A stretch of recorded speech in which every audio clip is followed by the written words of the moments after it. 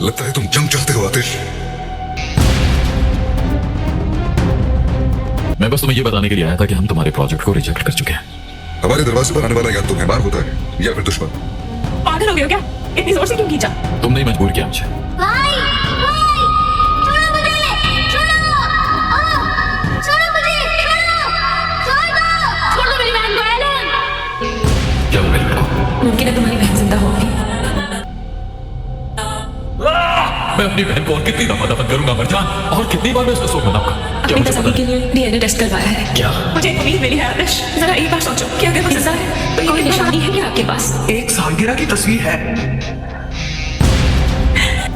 मरजान, ये DNA test positive आया है। आतिश, मैं अपनी बहन को बचा नहीं सका जबकि मैं एक ही शहर में रहता था। मैं उसे कैसे नहीं बचा सका? मैं क्यों नहीं तुम्हारी बहन घर में है, सब कुछ ठीक है, होश में आओ। और छोड़ो भाई, मैं उसे दोबारा नहीं खोना चाहता मरजान। भाई मेरी मदद करे। एक बहन जो सालों पहले मर चुकी थी अचानक जिंदा निकल आती है और जिस भाई ने अपनी बहन को दफनाया था वो अपनी ही बहन को पहचान नहीं पा रहा। आराफ्ता सीजन 2 एपिसोड 9 का प्रोमो ऐसा ट्विस्ट लेके आया है जो आपको हिला देगा। चलिए शुरू करते हैं। प्रोमो की शुरुआत होती है एक तनाव भरे सीन से। आतिश बिलाखिर तंग होकर हजार बोझबे के भर जाता है और उसे कहता है कि अब से मरजान को फोन करने की जरूरत नहीं क्योंकि हमने आपका प्रोजेक्ट कैंसिल कर दिया है। हजार बोझबे कहता है लगता है तुम जंग चाहते हो, जो सीधा ये बताता है कि इस एपिसोड में रिश्तों के बीच टकराव और भी शिद्दत इख्तियार करेगा। एक डायलॉग बहुत दिलचस्प है। हजार बोझबे आतिश से कहता है हमारे दरवाजे पर आने वाला या तो मेहमान होता है या फिर दुश्मन। ये लाइन सीधा इस सीजन के कोर कॉन्फ्लिक्ट को डिफाइन करती है। मरजान भी आतिश के जज्बाती फैसलों पर नाराज होती है पर आतिश मरजान को मना ही लेता है। एलूल को भी हवेली में अपने बचपन की यादें आने लगती हैं, जैसे चिल्लाने की आवाजें, एक छोटी बच्ची भाई भाई चिल्ला रही हो और कोई उसे जबरदस्ती लेकर जा रहा हो। शायद उसकी यादाश्त वापस आ रही है। सबसे बड़ा ट्विस्ट अब आता है। मरजान आतिश से कहती है कि शायद उसकी बहन जिंदा है। आतिश गुस्से में कहता है मैं अपनी बहन को और कितनी दफा दफन करूंगा मरजान, और कितनी बार मैं उसका शोक मनाऊंगा।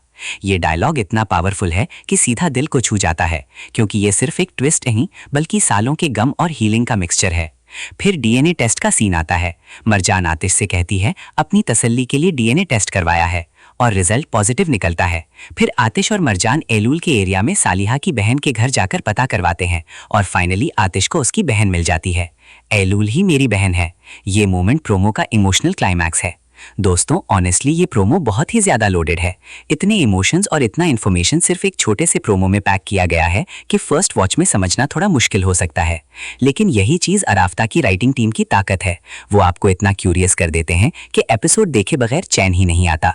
मुझे खास तौर पर वो सीन पसंद आया जहां आतिश अपनी बहन के गम का इजहार करता है। एक्टिंग इतनी रियल लगी कि गूज़बम्स आ गए।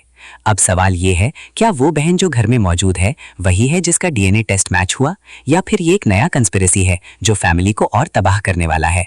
कमेंट्स में जरूर बताइए आपकी क्या थ्योरी है। अगर आपको ये प्रोमो ब्रेकडाउन पसंद आया हो तो वीडियो को लाइक करिए, चैनल को सब्सक्राइब करिए और बेल आइकन जरूर दबा दीजिए ताकि एपिसोड 9 का फुल रिव्यू मिस ना हो। अगली वीडियो में हम इस एपिसोड का कंप्लीट रिकैप लेके आएंगे, तो जुड़े रहिए ग्लोबल ड्रामा रिव्यूज के साथ। अल्लाह हाफिज।